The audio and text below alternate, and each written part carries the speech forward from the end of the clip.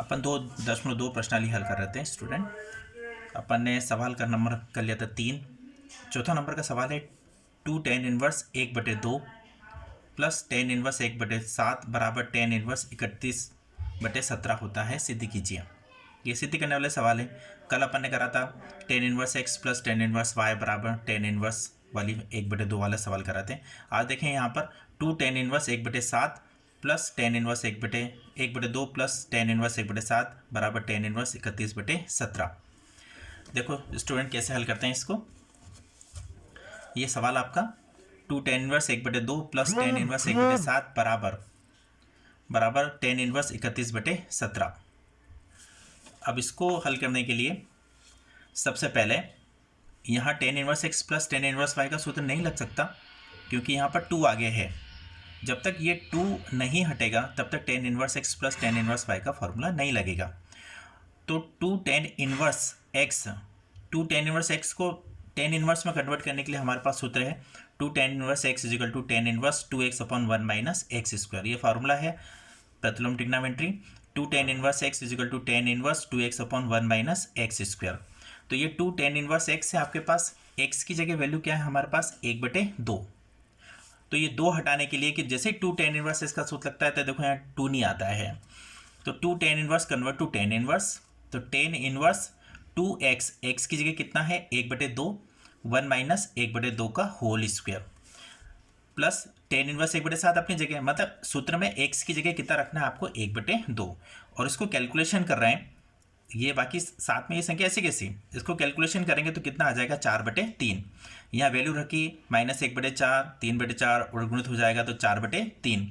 तो इसको कैलकुलेट करके अब हमारे पास आ गया tan इनवर्स 4/3 और plus tan inverse 1/7 as it is वैसा का वैसा ही। अब अपन यहाँ फॉर्मूला लगा सकते हैं कि tan inverse x plus tan inverse y, क्योंकि अब 2 हट गया अपने पास। तो tan inverse x plus tan inverse y सवाल नंबर 3 की तरह है। इसका सूत्र होता है tan inverse x plus tan inverse y is equal to tan inverse x plus y/1 minus x y. ये फार्मूला आपका x की जगह 4/3 है और y की जगह 1/7 है। फार्मूले में पुट कर दें, x और y की वैल्यू पुट कर दी, x और y की वैल्यू पुट कर दी अपन ने फार्मूले में यहाँ पर, और उसको कैलकुलेट कर लिया तो 31/17 tan इनवर्स 31/17 और 31/17 आपको RHS लाना था। LHS लेके चले थे, RHS लेके आ गए अपन। सबसे इंपॉर्टेंट इसके अंदर क्या चीज़ थी आपको ध्यान रखने वाली बात है कि 2 tan inverse convert to tan inverse. तो 2 tan inverse convert to tan inverse हो गया, या सूत्र लग गया अपने पास 2x/1 minus x square, x की जगह 1/2 हल करा तो tan इनवर्स 4/3 वैल्यू आई। उसके बाद फिर tan inverse x plus tan inverse y का फॉर्मूला लग गया, तो उत्तर आ गया अपने पास LHS RHS इक्वल टू कितना 31/17। 31/17 आपको लाना था, सिंपल सा सवाल था। अब देखें अपन सवाल नंबर 5, 2.2 का सवाल नंबर 5। ये सवाल आपके पास देखें, पांचों सवाल है। यहाँ लिखा है फलनों को सरलतम रूप में लिखिए। तो ये 5 से लेकर 10 सवाल हैं, ये सब सरलतम रूप में लिखने वाले सवाल हैं। सरलतम रूप में ये इस तरह से लिखा है, तो यहाँ पर आपको सपोज करके मान करके इस तरह से हल करना है कि ये थोड़ा सरलतम रूप में आ जाए। तो आपका सवाल क्या है देखते हैं। देखिए सवाल number 5, tan inverse √1 plus x square minus 1 upon x, -1 बाहर है, अंडर के अंदर 1 प्लस एक्स स्क्वायर है। इसको सरलतम रूप में लिखने के लिए हम x के स्थान पर tan थीटा मानते हैं। अब x के स्थान पर tan थीटा क्यों मानते हैं, ये दिमाग में आना बहुत जरूरी है। हम x के स्थान पर इसलिए tan थीटा मानते हैं कि अंडर के अंदर यहाँ हो जाएगा 1 plus tan square theta, 1 plus tan square theta हो जाएगा, तो ये हो जाएगा सेक स्क्वायर थीटा, और अंडर से संख्या बाहर आ जाएगी तो कितना आ जाएगा सेक थीटा। ये इस तरह से, तो x की जगह tan थीटा मान सकते हैं अपन। तो देखो हम जानते हैं कि 1 plus tan square theta equal to कितना होता है सेक स्क्वायर थीटा। तो हम सबसे पहले x के स्थान पर tan थीटा मानते हैं। जब हमको थीटा की वैल्यू निकालना पड़ेगी तो दोनों तरफ tan ले लें, tan इनवर्स इधर भी लिया और tan इनवर्स इधर भी लिया, तो tan इनवर्स x हो जाएगा और tan इनवर्स से tan हटेगा तो कितना आ जाएगा थीटा। या ये समझ लें आपकी tan इधर से आ गया तो ये tan इनवर्स हो गया और यहाँ सिर्फ थीटा रह गया आपके पास।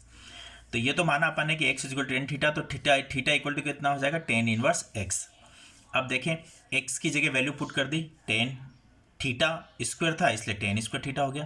1 plus tan square theta equal to कितना होता है सेक स्क्वायर थीटा। बाकी सब एज इट इज चलेगा आपका।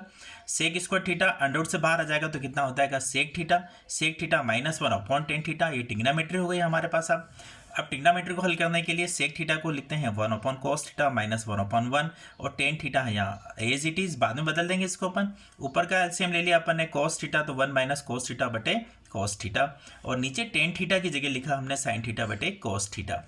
इसका उलट गुणित कर देंगे तो cos थीटा से cos थीटा कट जाएगा, तो 1 माइनस cos थीटा बटे sin थीटा। फिर ट्रिग्नोमेट्री है आपकी।